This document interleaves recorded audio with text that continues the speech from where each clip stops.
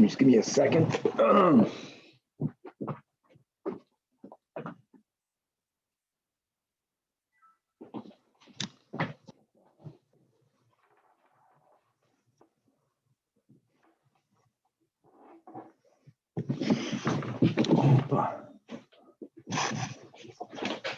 Got a lot of machines over here. Here we go.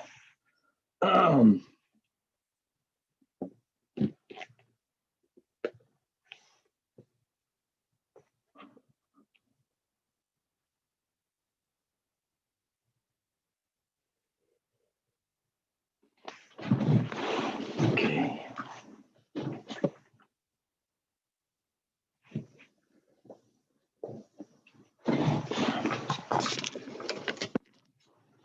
All right. With the help of Hashem, we are learning Pesachim Daf Yud Dalid. We are starting the famous sugya known as Rabbi Chanina Sgan HaKohanim. Bechlal in Talmud Bavli, we don't have Gemara directly on the Seder of Taharas.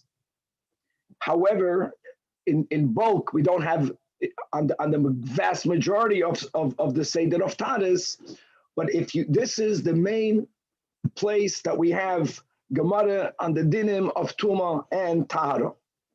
Now, the reason why we are learning the sugi of Tuma and Tahara over here, at least the link into what we learned previously, is number one on the Mishnah Daf Yud Aleph Amid Beis, when we spoke about the burning of chametz, and the Mishnah at the end mentioned the burning of the Truma, and we spoke about Shitas Rabban Gamliel, that burning Truma, as well as eating Truma. We can hold off until the 6th hour. Question is, when one is going to be burning Truma, what happens if you have Truma Tahira and Truma Tameya? When it comes to Truma as well as the Kachim, as we have a pasuk in Parshas Koirach, Va'ani, hineni nosati locha es mishmeres Turumoisai, that behold, says God Almighty, I have given to you, to the Kahanim, the obligation to safeguard my Trumas, which means that we, Kahanim, have to be very careful not to allow Truma to becoming Tamei. What happens if you have Truma that's Tamei, Chametz? You have Truma, Chametz Dika Truma that's Tahir. They both have to be burnt. The question is, are you allowed to burn them together? When you burn them together, it's inevitable that before it's completely consumed or before it's burnt at all, when you put them together, you put them in the same pyre, then the Truma that's Tahir will acquire Truma. Maybe that's permitted because anyways you have to burn it. That's the link of the sugya of Tuma and Tara. We also happen to learn, as we finish the Gemara, V'oid Amar Rabbi Yehuda, regarding the Kohanim using the two of the breads of the Lachmei Toida as a siman as to exactly what hour are we up to Erev Pesach, and they're also aside of the last version. But we were speaking about lachmei toida that are psulois and they have to be burned. So we're speaking about burning kachim. So we're going to begin with the following. Rabbi Chanina Sgan HaKohanim, he introduces just who was he. Rabbi Chanina Sgan HaKohanim, as it's written in Shulchan Aruch, in Siman Tov Kuf Pei, in Oirach Chaim, that he was martyred together with Rabbi Yishmael ben Kohen Gadol. He was martyred with Rabbi Shimon ben Gamliel. Many people fast until today on Chof Hei Sivan because of these three that were killed together. This is part of the Asarei Arugei Malchus.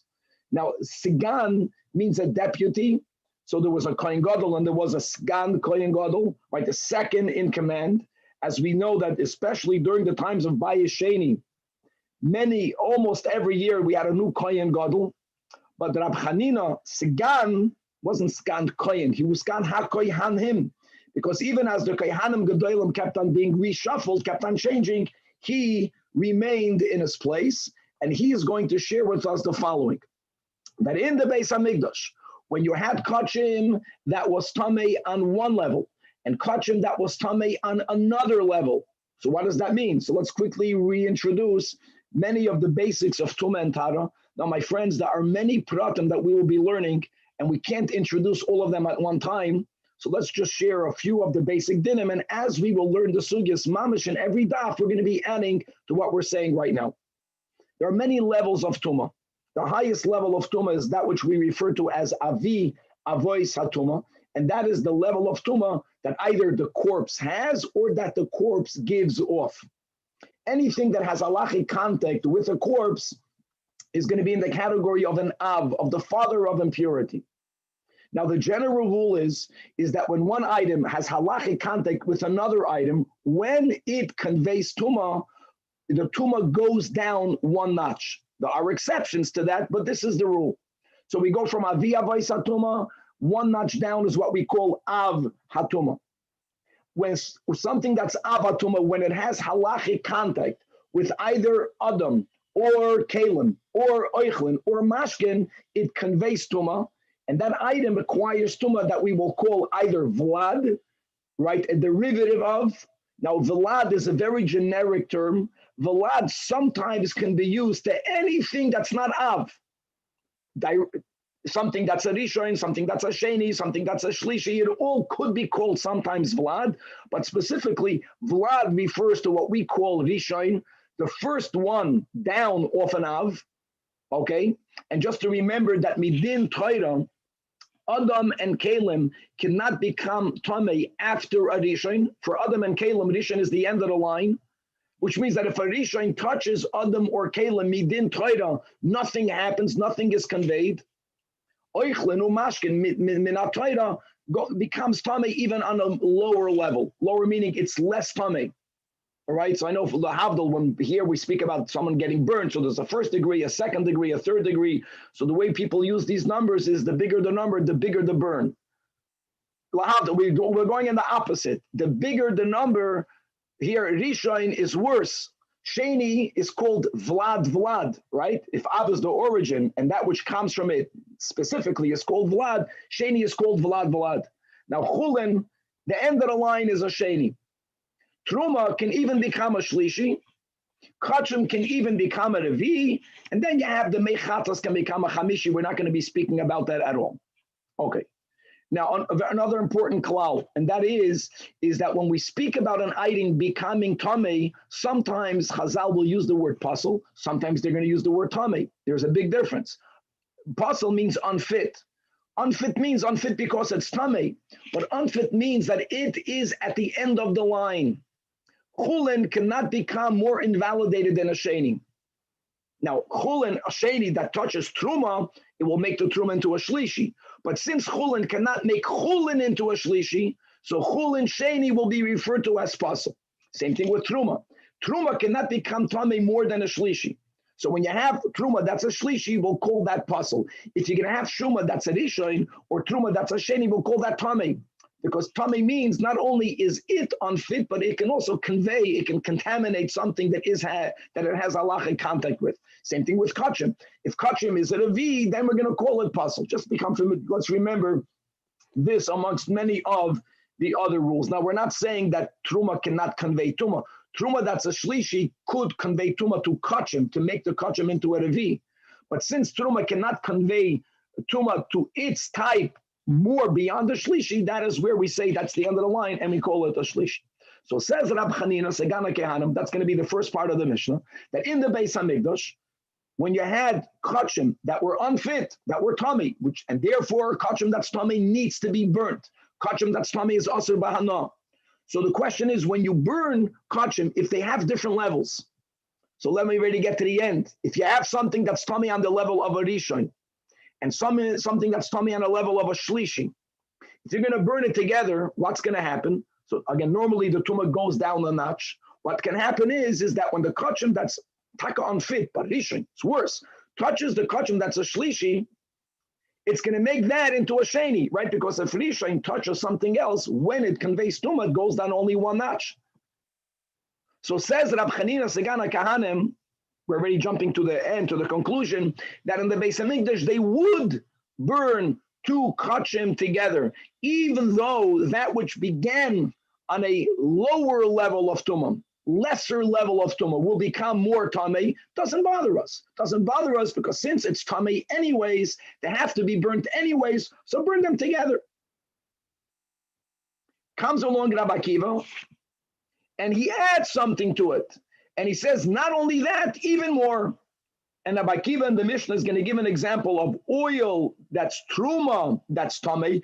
Now, tamei dika truma may not be consumed, But truma tameya is not like kachim that's tamei in this sense. Kachim that's tamei is asur bahana. Truma that's tamei is mutar bahana. Adarabah, the kohanim would use the truma tameya for their fuel. You have to burn it. You want to use it. So let's say you have oil that's truma that became tamei. You can't put it into your salad, but you can use it to fuel your lamp, your candle.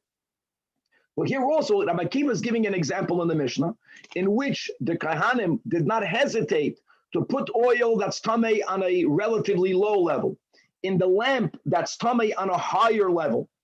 When you put it together, when you put that oil in that lamp, the oil cannot be consumed anyways, but it would upgrade, it would make it into a greater tumah. It would be moisiv on its tumah. Rabbi Akiva says even that was allowed.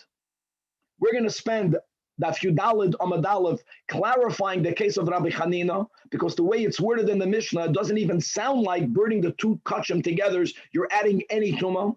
Then we're going to have to clarify the case of Rabbi Akiva to show how Rabbi Akiva is taki giving a case where there's a greater gap between the lamp and the oil. That means that you are adding even more tumah to the oil. But in both cases, Sai Rabbi Hanina and Sai Rabbi Akiva says that it's allowed to be done. And now the Mishnah is going to bring it back to Pesachim. We're speaking about truma, that's chametz. Now atkan, we're speaking about two items that are tamei anyways. When you're burning them together, you are upgrading it from a lower tumah to a higher tumah. You're being moisiv in its tumah. The Mishnah then is going to quote a machlokes between Rabbi Meir and Rabbi Yossi. Rabbi Meir is going to hold that you can take truma that's tohira, and you can burn it with truma tameya. When Erev Pesach, when anyways truma that's chametzik has to be burned, now that's like a bigger chiddush. Because here it's not such we're adding to its tumah. I know that it has to be burnt anyways, but here you are being metameh, because one truma is completely tohira. And again, all of that is going to have to be clarified. And Rabbi Meir is going to learn it from the Mishnah. It's not clear that he learned it. Is he learning it from Rabbi Hanina? Is he learning it from Rabbi Akiva? And then the Mishnah is going to quote Tanoim, mainly Rabbi Yossi, that argues with Rabbi Meir. And he says that even though kachim can be burned together, truma can be burned together, if one of them is tamei, even though you are being moisif to its tumah, but it's tamei to begin with. When it comes to truma, that's completely not tamei tohira, even though it's chametz, and it has to be burned. But Rabbi Yossi holds you may not burn them together. That's more or less the whole daf. One more word of introduction. Again, there are many details, and that is like this. We have over here Kaihanim, Omri. So you should know that the dinim that we're learning about in the Mishnah is not like the prohibitions on a kohen, let's say, to get near corpse tumah. Kohanim today, like all of us, since we don't have the afar mechatos, we are tamei. A kohen may never say, I'm tamei anyway, right? I'm tamei b'tumas meis. I had a lachi contact with a corpse, which means I'm tamei on a level of an av. So why can I not go to a cemetery? Why can I not come within daladamas of a cave? Why cannot be under the same oil? What's the problem? I'm tamei anyways. Here in the Mishnah we're learning you can even add tumah because it's tamei anyways. Obviously the prohibitions on the kohen to be metameh himself to tumas meis, even if he's already tamei, but tumah yishena, with an older tumah, he cannot reintroduce that tumah. He cannot come near a corpse. However, when it comes to the dinim of that means we are obligated to prevent something, kachim, to prevent truma from becoming tamei. Here it's different. Once it's tamei and ruined anyways, as we're learning in our Mishnah, then we are allowed to, while we are destroying it or while we are using it as fuel, we are allowed to do something which will be moisiv on its tumah because it's not making a difference. Regardless, it is already tamei. We are dedicating this class, L'Refuah Shlema, to Chaim ben Rachel, which is Kevan's brother. May he indeed have a Refuah Shlema Amen.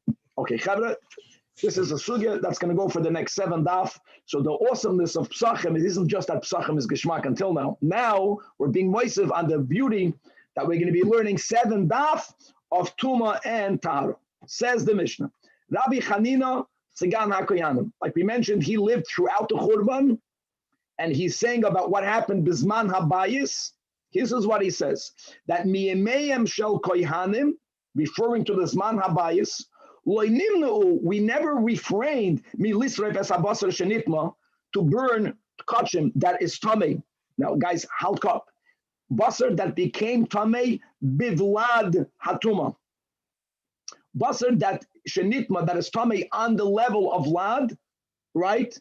Something, what is a vlad? Vlad normally means a rishon. A basar that became tamei with a vlad is tamei on what level?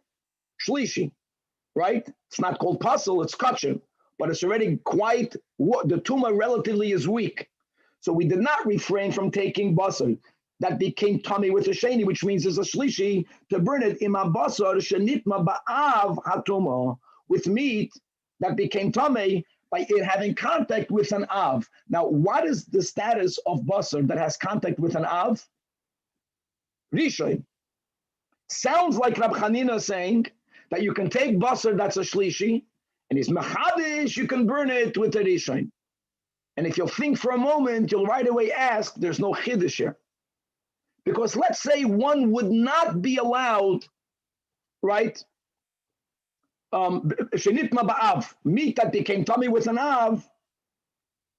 I'm sorry. Habasar shenitma bivlad. Let's like basar that became tummy with an av has a status of a rishon. So you can't burn rishon. It sounds like the beginning of the Mishnah. You can't burn meat that is a sheni. You can't burn a rishon and a sheni. Basar shenitma bivlad atuma l'choyr again means a sheni, not a shlishi. Because if you have vlad is rishon. Basar that became tummy through a rishon is a sheni. You can burn rishon and a sheni. Now, why would you not be allowed to burn with rishon with a sheni? What were to happen when you put a rishon and a sheni together? If the rishon conveys tumah, what does that other thing become? A sheni. So you're not adding anything. So this will have to be clarified. We'll have to explain exactly what is the case of Rabbi Chanina for there to be a chiddush here. But there is a chiddush here. And what we said here was really the maskana. That what Rabbi Chanina is saying is that you can burn a rishon and a shlishi. And here you're making the shlishi into a sheni. Right? Even though indeed this is a case that you are adding to the tumah. You are nevertheless allowed to do it. The basar kachim is tummy anyway. It has to be burnt anyways. You're burning it anyways. You're actually economizing eitzim that belongs to the Beis Hamikdash, and everything is al shalom al Yisrael. And on that, choisiv Rabbi Akiva. Rabbi Akiva says, I'll give you one over. I'll give you one up. I'll give you one more. I'm agreeing with you plus. And Va'amar Rabbi Akiva says that Miyamim Shal Kahanim, that Rabbi Akiva, right, is not speaking about kachim. Rabbi Akiva is speaking about truma, that loy nimnu melahadlik es hashemen shenifsel b'tful yoim. So let's go. What's a tful yoim? Someone who is an av, right, who went to the mikvah. Someone who's a rishon who went to the mikvah. Even when that's the final stage of their tahara process, they need only wait until evening, until the head of Shemesh. From after the mikvah until the evening, they have a status of a sheni, which means that if a tful yom is going to touch chulin, chulin only becomes a sheni, nothing will happen. A tful yom can even eat or have contact with ma'aser sheni, but a tful yom may not have any contact with truma, because truma can become a shlishi, right? That's the beginning of Masechta Brachas. You have to wait until the stars come out. So l'chayra, if shemen became pasul with a tful yom, that means the shemen is a level of a shlishi. That we allowed us to take this fuel and put it bened in a lamp. Lamp is speaking about the keli that held the oil. Shenitma b'tmei meis. What's a lamp? Shenitma b'tmei meis. Tmei meis is someone who had contact with a mace. What is that? An av. If the keli, the nail, had contact with a tmei mace, what is the keli? A rishon. So you can put oil that's a shlishi in a lamp that's a rishon. Here again, the rishon is going to upgrade the tumah. No longer a shlishi, now it's a sheni. After we clarify the case of Rabbi Chanina, we're going to have to clarify the case of Rabbi Akiva in order for Rabbi Akiva to be referring to a case where it's even more than Rabbi Chanina. Because we already explained the Maskana and Rabbi Chanina, that Rabbi Chanina is allowing us to burn Rishon and Shlishi. So if Rabbi Akiva is giving an example by Truma, again, Rishon and Shlishi, so then he's not adding anything. There's no Hoyse of Rabbi Akiva, that will be Daf Yud Daled Amud Beis. Okay, so now that we have this Nukuda, that both Rabbi Chanina and Rabbi Akiva agree to, that when you have to either burn to destroy or burn only because you're going to use it for fuel, something that is already tamei, need not be concerned to add to its tumah. No problem.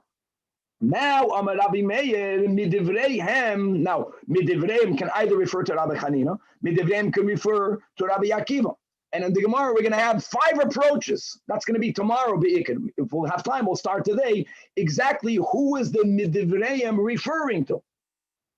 But whichever one it is, lo madnu shesarfim truma tohoira im ta'atameya bepesach. That at of Pesach, you have to destroy the chametz anyway, even though the truma is tohoira, and normally there's a lav, right? We have to guard the truma for it not to become tummy. But since you have to burn it anyways, if the kohen also has truma that's tummy, the kohen need not make 2 piles of fire to burn them together. Amar Rabbi Yossi, says Rabbi Yossi, it's not analogous at all.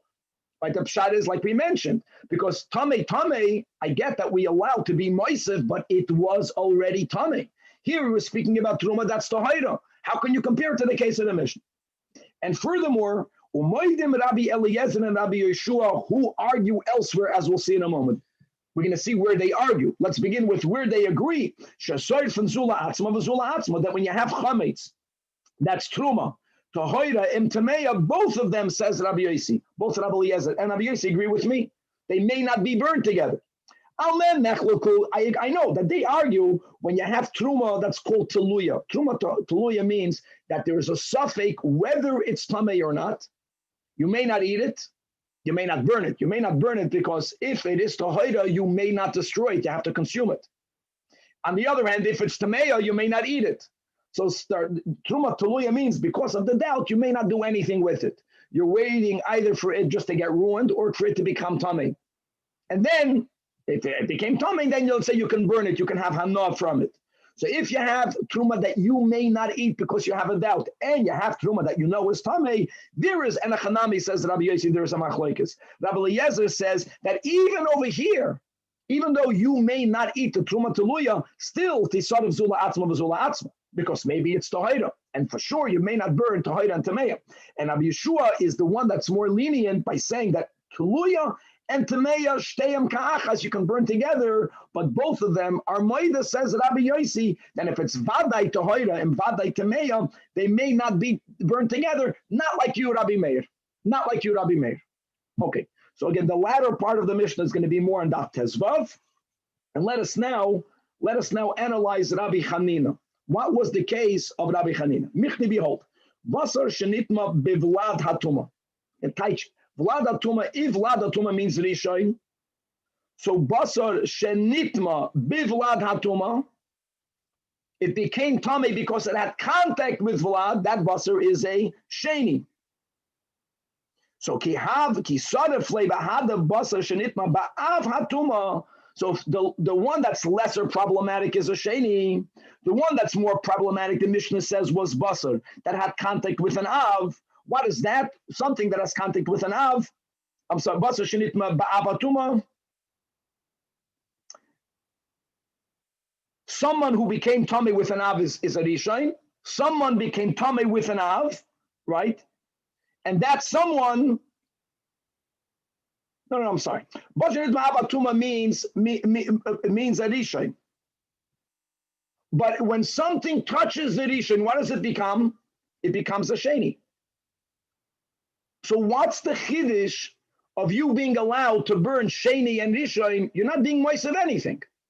One basar, right? The worst one is something that became tamei ba'av. That's a rishon. Then you have basar was tamei with the vlad is a sheni. Says Rabbi Hanina, you can burn it together. Pshita, my hava. Sheni v'sheni. You're not adding to its tuma. When rishon touches sheni, it doesn't make it into a rishon. It always goes down a notch. So you're not adding anything. So my answers the Gemara. Amar Rav Yehuda, it must be that when the Mishnah spoke in the beginning, when Rabbi Hanina said that you're burning basar shenitma bevlad. I know vlad specifically refers to a rishon, but vlad is also a generic word. Vlad means anything that's not an av, something that comes from an av, the descendant of an av. It can be the son, it can be the grandson, it can be the vlad, it can be vlad. That here we're speaking about bevlad vlad askiran. there was a meat that became tamei from a sheni. Meat that became tamei from a sheni is a shlishi. And here Rabbi Chanina is saying that you can burn kachim, that's a shlishi, with kachim that's a rishon. And that is a chiddush, because when the rishon touches the shlishi, it upgrades its tumah. Because savar shlishi muter lasoy sheni. That's the din. That's the chiddush of Rabbi Chanina. Okay, asks the Gemara. Now we're starting to learn very important klalim in the laws of tumah and tara.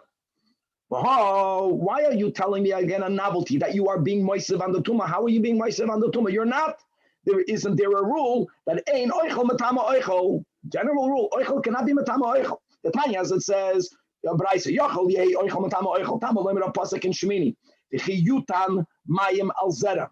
Speaking about a seed, first needing to become muchsher, needing to become wedded with one of the 7 halachic liquids, yat shachadam. Let's speak about water, or speak about dew. And it's v'chiyitein kiyutan, it was put on that seed with the knowledge and contentment of its owner. And then the nafal, nivelas, and olav. And then a nevela. A nevela is an av. So the nevela touches the seed. So the pasuk says tamei hu, and the word hu is extra. It is tamei implies, tells us the Braisa, only the seed is tamei. But the ein oisa kayoitze boy, if the seed touches something like it, meaning seed is oichel, if the seed touches any other oichel, even if that oichel was muksher lekabel tuma, it will not render it tummy. So meat and meat, I got it. You already said the Mishnah is not rishoin. It's not a rishoin and a sheni. It's rishoin and a shlishi. So what? Midoiraisa cannot be metamed anyways. So the Gemara says like this: that this exclusion, who is only referring to chulin, ein oichel metamed oichel only by chulin, but by truma and by kachim, oise kayotzeboy, yes, it can convey tuma. Kayotzeboy, not that it becomes tummy on its level, that it conveys tuma even to something like it. But normally, again, when you convey tuma, it goes down one notch. And even according to Rav Addo Barahav in the name of Rav Nami, that says, that limits this exclusion from the who. The Amar Leishanu Elochulan Vitruma, that Ein Oichel Metama Oichel Midoy Raisa, Avol Bekachim, Oise Kayotze Behem. Our Mishnah is speaking about Kachim. So yes, when you have a Rishoin and a Shlishi, you are being moisef to the Tuma, and that's the whole point of Rabbi Chanina. You are nevertheless allowed to do it. Elol Ravina. That said that he is the one, the third opinion that quotes Rava. The Amar Mikra Malay Dibera Kasab. The Torah states unequivocally that Tamei who, period, that he holds that Midoiraisa Loishna Chulin, Loishna Truma, Loishna Kachim, Eina Oisa Kayoitsa Boy. So my Ikala Meimar, you're not being moisef. Answers the Gemara, approach number 1, Hachamayaskinon. That the meat that's a rishoin isn't only a dry piece of meat, but there is juice, there is liquid on that meat. Oichel cannot be metama oichel. Oichel could be metama mashkin. Mashkin could be metama oichel. We'll get to that later about what can mashkin be metama. But it's only the kayoitze boy that was excluded. So since there is liquid on the rishoin, which is a rishoin, yes, the kometami machmas mashkin, it will be metami the meat that was a shlishi. Since it was a shlishi, now that it has contact with mashkin, that's a rishon, what does it become? It becomes a sheni. And that's, again, that's the novelty of Rabbi Chanina, Skana Kayanim, that we're not concerned about adding tuma. Anyways, it's tummy. It's inconsequential. Now, but before we go on, the third Tosfos here, says, hold on a second. We all know that for oichlin to be able to convey tuma, it has to have a minimum size of a kibetza. Whether the oichel itself needs the minimum size, that's the machlekes rishonim. But when we speak about conveying, if oichel is less than the size of a kibetza, it cannot convey tuma. Now, mashkin, normally the shiurim are a revius. You will not have a revius of mashkin juice on a piece of meat. It's not shayich. I get it. It's very juicy. There's juice. So Mikan, let's just go over here, Takashita Sanambam, and here he quotes the Riva, amongst other approaches. That's a raya that mashkin can convey tuma with any amount, kolshu, from our Gemara. So that's one answer. Says the Gemara, well, hold on, we are rejecting this answer because ihachi, Hi im habasar shenitma ba'av hatuma, like Iker Hassan and Sefer. By the Mishnah, now we clarify there's a basar that didn't become tamei through a vlad, which would mean the basar is a sheni. The basar became tamei through a vlad. Basar is a shlishi. And now you're burning it with, the Mishnah said, with meat that became tamei through an av, which means meat that's addition. The Mishnah shouldn't have said that. The Mishnah should have said, im habasar umashkin mi boyle. Right to Iker. You can burn it when you're destroying kachim, as you have to, that became invalidated, that became tamei, with meat and juice that is on a level of addition. And the fact that we're not mentioning mashkin, so the Gemara rejects this answer. Now this is a very important line, says the Gemara Ella. Yeah, the Mishnah, first of all, you are allowed to burn shlishi with a piece of meat that's a rishon with its juices. You are allowed to do that. But the case of the Mishnah is even according to Ravina Mishmei de Rava, but midrabanan miu metame. So you have a piece of kachim that is a shlishi. When you are burning it together with the rishon midrabanan, you are rendering the shlishi into a sheni. And that is what the Rabbi Hanina Sagana Kahana was telling us, that in the Beis HaMikdash, we never refrained from doing it. There was no problem doing it. You are allowed to add to Tumah. Rabbi, can you just clarify one thing? According to Rava Mishmei de Ravina Mishmei de Rava, how does the meat become a shlishi to begin with? No. The meat becoming a shlishi was that line in the first line in the Mishnah. The Mishnah said meat had contact with the vlad. So we added, if that would have been the case of Rab Chanina, vlad is a sheni, vlad is a rishon, and contact with a vlad would mean a sheni. So we added vlad could be a generic term for anything that's a derivative from the av. The Mishnah was actually referring to vlad. So meat that became tamei through a vlad is a rishon, vlad specifically is a sheni. The meat now became a shlishi. Rabbi Chanina says, I saw that they had shlishi and they would burn it with a rishon. They burn shlishi with a rishon. I understand, but aren't we saying now that according to Ravina Mishmei de Rava, that just meat touching the other meat doesn't render it a shlishi, or does not render it? No, not a shlishi. No, we're going to the beginning. Right, it doesn't convey tumah that way, so you need liquid. So how did it get to shlishi in the first place? That's what I'm asking. That's not a problem because you can have oichel is not metama oichel kayoytze boy.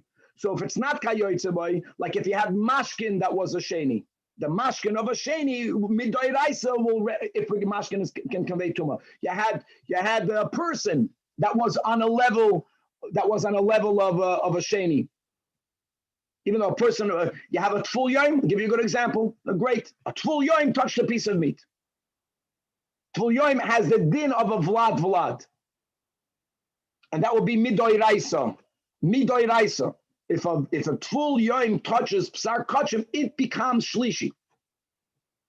So we're speaking about a mitat shlishim in a midoiraisa, and you're burning it together with a rish and you're rendering it a sheni midrabanan. That's something that you are allowed to do.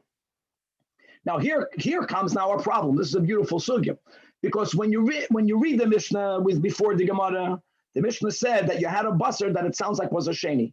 You burnt a sheni with a rishon. But now that we said no, that can't be the meaning. The meaning of Rabbi Chanina was you had a shlishi and a rishon. The problem is that the case of Rabbi Akiva also sounds like a shlishi with a rishon. So Rabbi Akiva is not adding anything, right? Rabbi Akiva is hoisiv Rabbi Akiva. Let's go. And then let's go through this literal meaning of Rabbi Akiva. Tful yom has a din of a sheni. If a tful yom touches shemen, we're speaking about truma. My have the shemen becomes a shlishi. Then the Mishnah says that Rabbi Akiva says, no problem. You can take that oil and you can burn it b'neir shenitma b'tmei meis. Okay, tmei meis is an av, right? The mace is aviyah voice. The tmei mace is an av. The lamp that touches an av is what? Is a rishon. So Rabbi Akiva says you can take oil that's a shlishi and put it in a rishon. What happens when you put the shlishi in a rishon? What happened? Now that it had contact with a rishon, the oil becomes sheni. So that shlishi mutar la'asoy soy sheni, then hainu hach. No, it's if it would have been Rabbi Akiva concurs with him, mela, but Rabbi Akiva begins with the words hoisif. He's not adding anything. Oh, so now Amar Rav Yehuda, just like the Mishnah clarified, right, that there was a larger gap in the two pieces of kachim more than it sounded like. The same thing is going to be now in the case of Rabbi Akiva, but we're not making the sheni into a shlishi, which is what we did in the Reisha. We're making the ner into an av. Okay, Rabbi, what if it's oil and it's liquid, then the shlishi goes to a sheni. If it's dairaisa, so then that would be Mosif on the first case, at least according to the Ravina Mishmei Derava, the explanation we just gave, that it was Derabanan. No. Very good point. Very good point. Did Rishonim make this point? And I'll tell you more than that, Danny, that we will see, we'll get there on that few Daled Amid Beis that we're going to learn Rashi in the next part of the Mishnah, that we really are going to follow the Shita of Ravina. But hold your thought. Look at the case that we're going to give. Amar Rav Yehuda. Hache b'ner shel mateches askinan. Look inside Toisus, Danny. Look inside your. Lamanda Amar ein oicham tamelech midayraisa loy parach. The Gemara acknowledges. Gemara makes it very clear. Thank you. That according to Ravina, there's no kasha, because the case in the Reisha was taka upgrading it only into a derabanan, and now we're being machadesh even on the din deraisa. The Gemara is asking the question according to the other shitas. So answers the Gemara. Oh, we're learning a very important klal. If a metal lamp, if a keli of metal touches anything that originally became tamei through a corpse, either metal touching corpse or metal touching something that became tamei from a corpse, even though the rule normally is that when tumah is conveyed, it goes down a notch, metal becomes as tamei as its source. So if a sword, which is the example that we have in Chukas, but it's not only a sword, it's any metal keli, touches a corpse, it becomes a avi avois, not fully, whether it's matama ba'oil or not, as a machloikis, but it has the status of an avi avois. So if someone kills using a metal instrument, we don't say that they're not an av because they didn't have direct contact with the corpse. Doesn't matter. They have direct contact with a sword. They are an av. If a metal utensil touches a person who is an av, not because he's a zav, but because he became tamei through a corpse, then the metal utensil retains on the same level of tumah. The pasuk here in Chukas, it says Halal cherev means if someone touches the body of someone that was felled with a sword. So Chazal tell us, cherev hareu kechalol. A big klal in the dinam of Tumah. Look inside the top Rashi. B'halal cherev, hikish cherev l'chalol, meaning mateches. Mateches means not only a sword, any metal keli that touches a mace, harehi avi avois hatuma kemeis atzmai. Doesn't stop there. Zot Rashi. V'shenaga b'tmei mace. Tmei mace is an av. So if a metal keli touches someone who became tamei from a mace, harehu av hatuma. Kamoyu. Gzeiras hakosofu b'mateches. Eitzel tumas mace, v'loi eitzel shar tumas. So back over here. So so the nair is not a rishon. V'havyalei av hatuma. Yes, the oil became tamei because at full yom touched it. The oil is a shlishi. So the case of Rabbi Akiva is you're taking a shlishi and you are putting it into an av. So what are you making now this truma? You're not bringing it up one notch, which was the case of Rab Chanina. You took it from a shlishi and you added the into a sheni. Here you're taking a shlishi and you're making it into a rishon.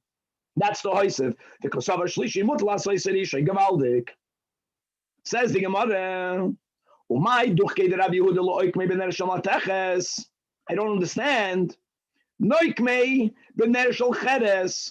leave the lamp to be a normal lamp, a non-metal lamp that you normally would use earthenware lamps, as we learned in Shabbos a lot, and therefore the lamp has what din? The lamp will have a din of a rishon. The oil that you're putting in it is becoming is becoming a sheni. Then forget about your Doraisa Darabanan, put that aside. Still, there is a chiddush. Let me say it by heart.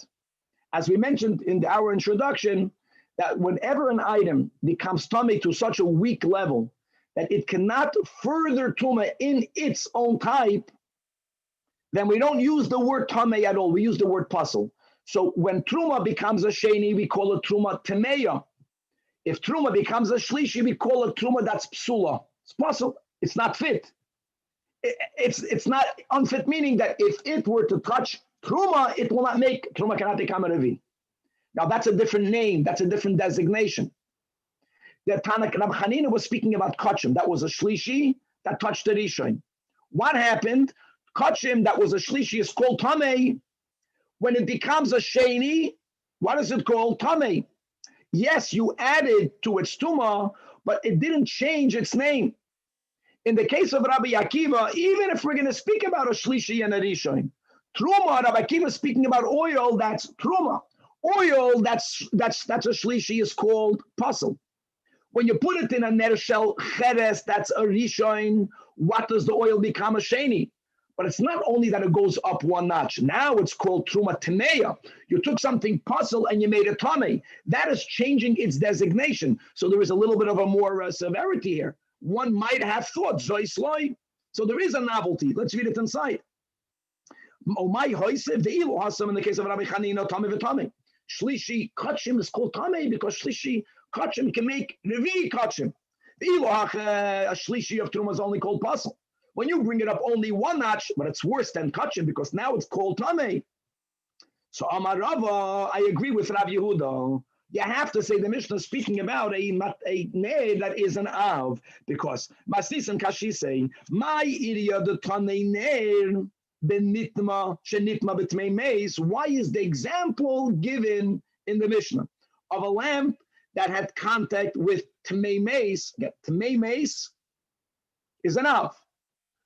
If it's not metal, the ner that became tamei with a tmei meis is a rishon. Why does it have to be a tmei meis? Why not say a ner that became tamei with a sheretz?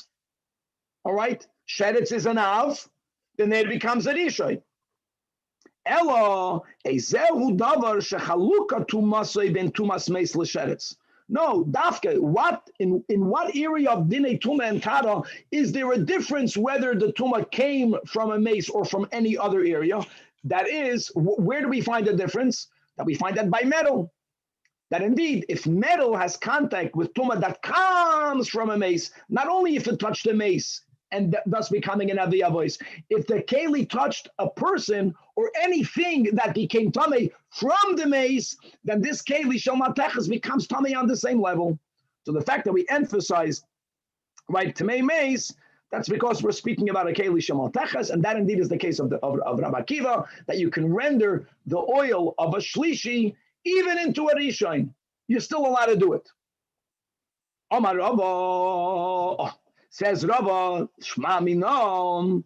Now I'll learn something, and that is that Rabbi Akiva holds Tumas Mashkin L'Tamei Achedim, as we will learn a big machlokas Tanoim.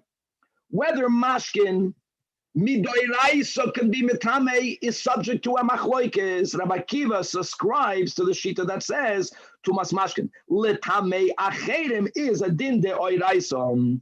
Look inside the Rashi, guys, in the medium size under the Gemara. Fifth Rashi under the Gemara, Shma Mina, Midika Amar Zot Rashi, Hoysev Rabbi Akiva. He must hold that Tumas Mashkin L'Tamei Achedim de Oiraisehi. And V'loi Kahani Tanoi de Pirkin, as we'll see soon. We'll see this in 2 days from now. Daf Tezayin. Other holds She'ein Mashkin B'Tam Oichel Min HaTorah. The Mashkin cannot be B'Tam Oichel Min Rabbanan. But why is that so? How does he learn it out from our Rabbi Akiva? Explains Rashi. We'll read it soon in the Gemara. The I salka daituch the ein mashkin betamen achedim ela midrabanan. Ma'itoy sefes do oisev Rabbi Akiva. Do amar shehashemen shehoyu shlishi asohu rishon umabekach hainer avatuma. V'chi aso rishon lahai shemen my mahanalei. I get it. Let's go with the ner is an av, and you're making the shemen into a rishon.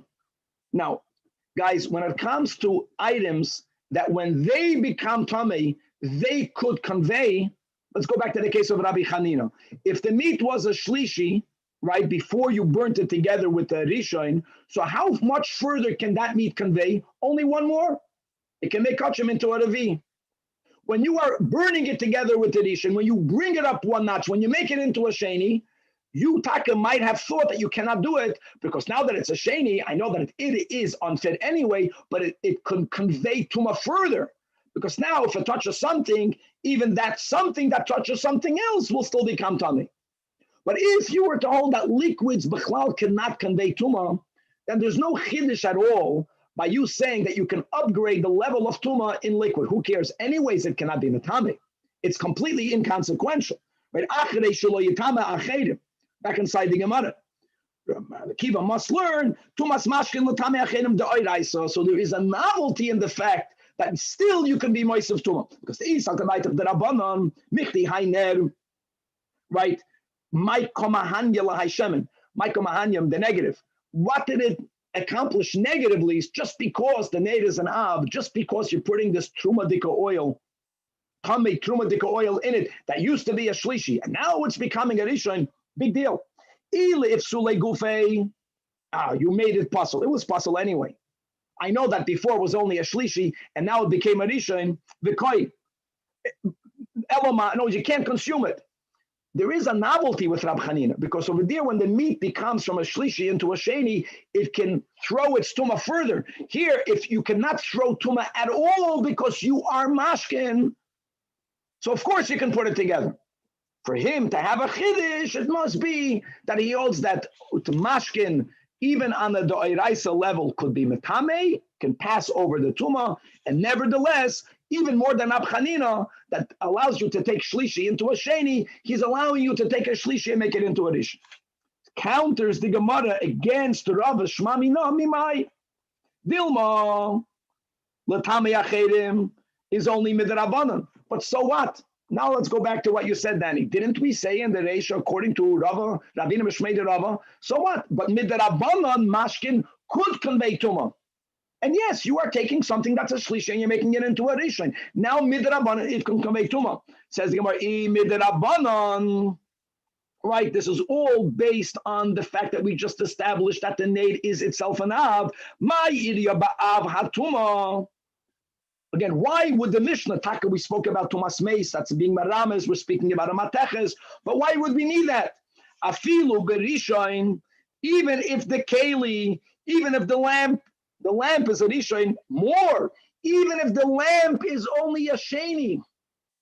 Midrabanan, the liquids that would touch that lamp, Midrabanan will become a Rishain. If we are speaking about what happens on a rabbinic level, then we can say another type of scenario, and that is that midrabanan, liquids that touch even that which is a sheni. Now, how is a keli a sheni? I'll explain in a moment. That's only a tuma midrabanan, because midoiraisa, adam and kalim cannot become tamei midoiraisa generally. It cannot acquire tuma from an outside source beyond the level of lad. It can only become a rishon. They're not going to become a sheni. But midrabanan, a keli could become a sheni. And if that keli touches liquids, midrabanan, that liquid becomes tchila. Tchila is you can call tchila rishon, you can call tchila vlad, but the word tchila is used when there is a tuma midrabanan on liquids, that it goes back to the beginning. It becomes a rishon. So it's more tame than the level of the vessel that it touched. Exactly. Ditnan kol hapoisel es hatruma. What can pasel truma? What can pasel truma? Sheni, right? If you have a rishon, if a rishon touches truma, what does a truma become? Truma becomes tummy, right? Because we said if it can still convey truma further to its own type, we use the word tummy. But if you have something that's a sheni that touches truma, the truma is the end of the line already. That's called anything that can pasel truma, even a sheni, metama mashkin, something that is itself a sheni midrabanan. If it has halachic contact with liquids, the liquids become a tchila with one exception, and that is a tful yoim that midoiraisa is like a sheni. And guys, let's also read inside the Rashi over here. We're in the middle of the medium-sized Rashis. The Tanan. Kol ha'paisel asatruma. Kol hani the Maisinon. All of the dinim that we learned in the second over there in Perek Yitzia Shabbos. Taf Yud Gimel. Gabe Shmoina Asar Davar in the first Perek regarding the 18 Davar that he made over there by Aliyah's Hananya, right? Ben Gonain. Shegazru Aleim Toiras Shniyim. Litshel asatruma. In other words, where do you have shenis? Shenis are many midrabanans, but when you have a tuma sheni midrabanan, right, the only sheni deraisa you can say is a tful yom. That taka doesn't. They were not goyzer on a tful yom. But if you have a rabbinic tuma, then metamin mashkin afilu chulin liyois tchila chutz mi tful yom. That tful yom passes truma min atoira, and that's a gezeres hakasu. Nevertheless, iklisha tuma didei. A tful yom is actually weaker because this new rabbinic stringency was not put on the tful yom because of the rule that what the ein divrei Torah tzrichim chizuk. Umishum the mashkin alul on the kabel tuma. Umahi alilosan shum kabel tuma shlei be'achsher. So that's why gazru aleim choymer har b'shiyuk hanim nezaron l'shamra. Okay, so let's go back in the Gemara. So why did we have to speak about a ner? We should have spoken about even a keli that's tummy on a level of a sheni. Again, we'll explain soon how that would become. The Tanan kol ha'poiselas hatruma metamen mashkin lias tchila chutz mitzvul yoyim. Elo shma mina, indeed, is araya that the fact that we emphasized this tumei mace, which showed us that the name must be of mateches, that the Rabbi Akiva holds that mashkin are metame acherim on a level of a de'oraisa. And that's why, again, and now we finally closed, now we understand exactly what he added. In the next segment, we have enough time, we will see how a keli can become a sheni. So hold that. Says the Gemara, Amar Rabbi Meir. Let's start the next piece of the Mishnah. Right, Rabbi Meir says, after he hears Rabbi Chanina, after we hear Rabbi Akiva, says Rabbi Meir the words that midivreim lamadnu. Midivreim whom? We don't know. That you can burn truma tohoira chametz with truma tameya. Says the Gemara midivreim the man. Who did he learn it from? Midami.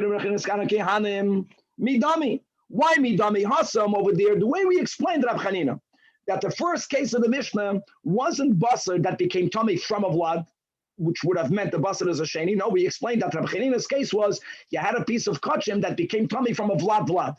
In other words, the basar is a shlishi, right? And yeah, the other piece of meat was already a rishon. When you burn them together, you are making the shlishi into a sheni. So that's why, so there's a chiddush that you can still do it. You know why? Because at least they were both tummy anyways. But over here, tar v'tummy, right? Which is really what Rabbi Yossi is arguing, but let's understand Rabbi Meir. Ella maybe that he's referring to Divrei Rabbi Akiva.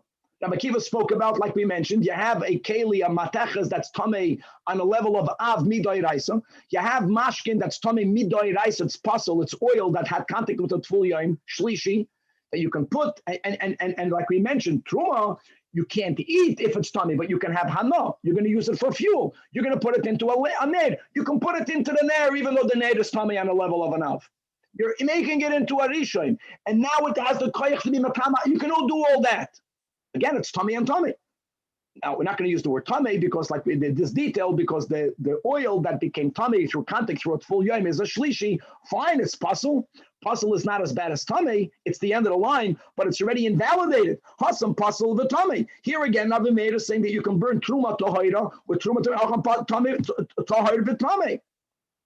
So answers the Gemara. So Neima, this is going to be the first of many approaches. We'll learn this one today. Neima kasavi Rabbi Meir that masnisen ba'av hatuma do'oiraisam. All right, that Rav Meir is going to hold that. Let's go back to the case of the Mishnah. The case of the Mishnah was that the meat that is a rishon is an av. However, this is what you really asked. How did the meat that you asked? How did the meat become like a shlishi? So what I gave you was a clever way out. A tful yom touched it. That's not the case. The Mishnah says it became tummy with a vlad of a vlad. Vlad hatuma d'rabanan. In other words, the Mishnah is speaking about a case that the shlishi is only tummy midrabanan. He understood that was the case of Rabbi Chanina. So guys, halt up. You have a piece of meat that's a rishon. You have another piece of kachim that midoiraisa is tohor. It's only midrabanan or shlishi, which means that on a deoiraisa level, you're taking something pure and you're burning it with impure. Now, why would you be allowed to do that? We have to learn the Rashi here. But let me just finish reading the Gemara. What he understood Rab Chanina's case was that the shlishi, the midoiraisa torma Aliyah. And that's the top line on Tezvav. So just like you are allowed to burn something that midoiraisa is tahira, you're making it tamei.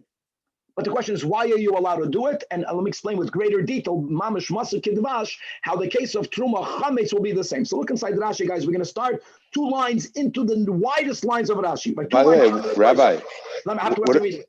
Let me read it. Keep going. He's giving an example. Keli shenitma b'mashkin. We just spoke about that. So if you have, let's go to this din of mashkin becoming a tchila and what that affects. First of all, the midoiraisa ein oichlan mashkin matam keli.